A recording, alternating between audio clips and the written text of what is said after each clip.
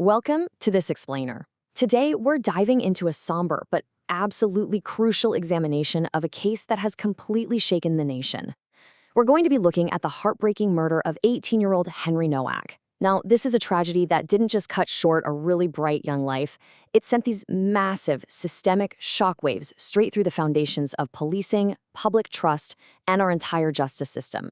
So in this explainer, we're going to use the established facts, the actual court findings, and the incredibly powerful words of Henry's own family to understand exactly what went down, the staggering injustice of the response that night, and the family's relentless quest for real, systemic change.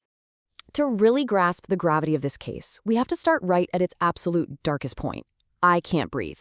Those were some of the final, haunting words spoken by Henry Nowak to police officers as he lay fatally wounded on the ground. And hearing those words, it instantly plunges us into the terrible reality of that December night, doesn't it? It establishes the chaotic and incredibly distressing atmosphere of what we're analyzing today. It's just a stark reminder that right at the center of all the political debates, the riots, and the systemic reviews we're going to talk about, there was a young man who was in desperate need of help. And that tragically brings us to this devastating realization from Henry's father, Mark Nowak. He said, "Henry did not die with dignity." And honestly, that quote right there is the core focus of today's explainer. Because this isn't just a story about a violent crime. It's a story about lost ambition, profound injustice, in the moments where it literally mattered the most, and a grieving family's fight to make sure that this total loss of dignity is never, ever repeated. Let's get into part one, the boy from Essex. You know, what makes this tragedy so striking is just how normal, how everyday Henry's life actually was.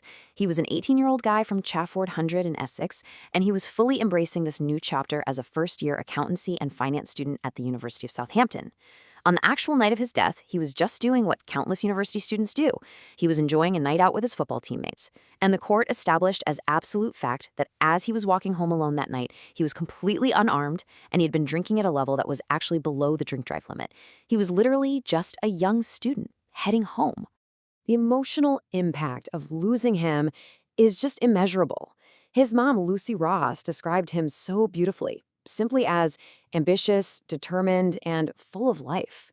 And in statements that were read out in court, his sister Olivia talked about this unbreakable bond they had, calling Henry her best friend.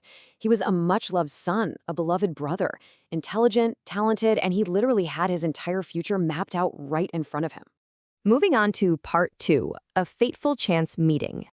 Okay, so on the night of December 3rd, the escalation of events was incredibly rapid and tragically deadly. At right around 11:30 p.m. GMT, Henry crossed paths with 23-year-old Vikram Digwa. Within mere minutes, this encounter unfolded where Henry began filming Digwa and was subsequently stabbed. Crucially, at around that same 11:30 mark, Digwa's brother called 999 to report the incident. It took 7 minutes for the police to arrive at the scene, but we need to look at what exactly happened in those dark minutes between the two men.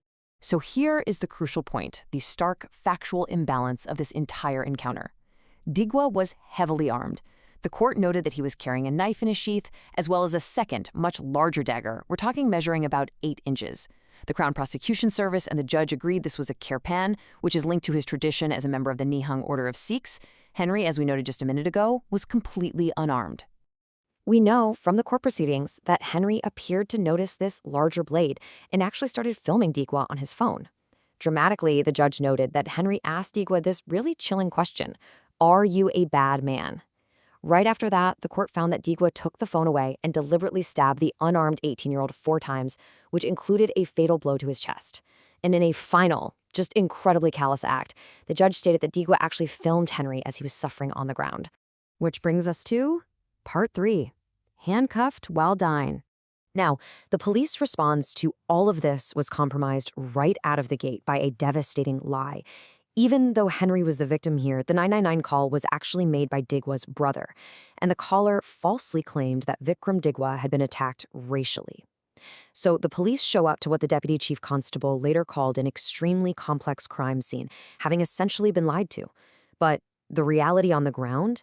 It was Henry Nowak, bleeding, repeatedly telling them he had been stabbed and that he could not breathe. The body cam footage of this is just deeply disturbing to watch unfold.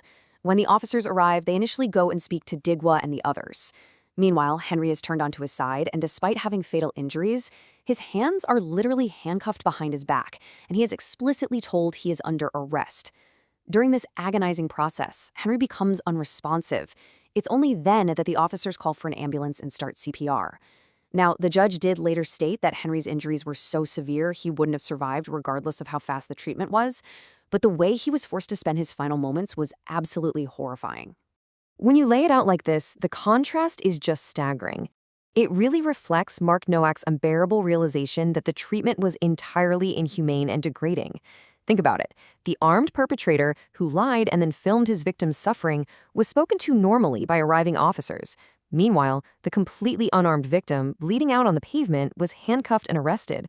It's this specific failure of basic human dignity that ended up sparking a massive firestorm across the entire country. Let's look at Part 4, National Outrage and Division. First up, what happened in the courtroom? Digwa was found guilty of murder, and he was jailed for life, ordered to serve a minimum term of 21 years.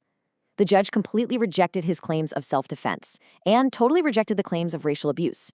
In fact, the judge strongly condemned Digwa, basically telling him that his actions brought shame on his family and his religion, and that those false claims he made had deliberately stirred up racial tension across the country. And man, that tension really boiled over. Following the sentencing and the public release of that body cam footage, violent disorder completely erupted in Southampton. Rioters were throwing missiles, chairs, flares at the police, which actually ended up injuring 11 officers and a police dog. But here is a really crucial point we need to emphasize. The Nowak family explicitly condemned this unrest. Mark Nowak publicly begged people not to use his son's death as an excuse to create further division, hatred, or tension in the streets. But despite the family's pleas for calm, the case turned into a massive political flashpoint. Leaders clashed sharply over how to interpret this. Prime Minister Sir Keir Starmer called it an awful, shocking case and actually met with the family. Conservative leader Kemi Badenoch called the whole situation a wake-up call for policing. Meanwhile, Reform UK leader Nigel Farage claimed it showed evidence of two-tiered policing and urged the public to respond with pure, cold rage, which Starmer then condemned as exploiting a tragedy for grievance. Even Elon Musk weighed in on social media to criticize the police, which Starmer again warned was an attempt to whip up division. To make matters worse, this completely chaotic and polarized atmosphere was dangerously compounded by a huge wave of online misinformation. Innocent people totally unrelated to the tragedy were being targeted. For example, a former officer named Christy Hill, who had actually left the force a year prior, started getting threats after being wrongly identified by social media and an AI chatbot. A serving officer, Tristan Parsons, also had to be relocated after getting threats due to false online accusations. The Home Secretary even stepped in to note that this inflammatory commentary was taking a dreadful situation and making it infinitely worse, which just goes to show how fast online rumors can suddenly endanger innocent lives. Finally, let's explore Part 5, the fight for change. Now, because of the family's relentless push for transparency, there are actually some very concrete, systemic actions in motion right now. The Independent Office for Police Conduct, the IOPC, is currently running an ongoing investigation into the police response right after the force actually referred itself. There's also going to be a jury inquest next year to examine if any police act or omission contributed to Henry's death. Furthermore, the Police and Crime Commissioner has urged the government to review the laws that cover religious exemptions for bladed articles. And finally, the National Police Chiefs Council is reviewing the language in their anti-racism guidance to figure out if it improperly influenced the officers' actions that night. All of these investigations, all of these reviews, they all point back to the ultimate goal of the Nowak family. Like Mark Nowak so powerfully stated, they want Henry's story to make change for the better. The chief constable has issued an apology, and officers have been removed from frontline duties. But the family's true focus here is on making sure that absolutely no other family ever has to endure the inhuman tragedy and the total lack of dignity that they have suffered. So, all of this leaves us with one incredibly profound question. How can a tragic loss actually be transformed into lasting systemic change? The tragedy of Henry Nowak really forces us to look hard at the realities of modern policing, the insane danger of weaponized falsehoods, and the absolutely critical importance of human dignity in our justice system. The reviews are well underway, but the true measure of justice for Henry is going to be whether society actually learns the lessons his family is fighting so hard to teach us. Thank you so much for joining me for this explainer today. Keep questioning, keep learning, and I'll see you next time.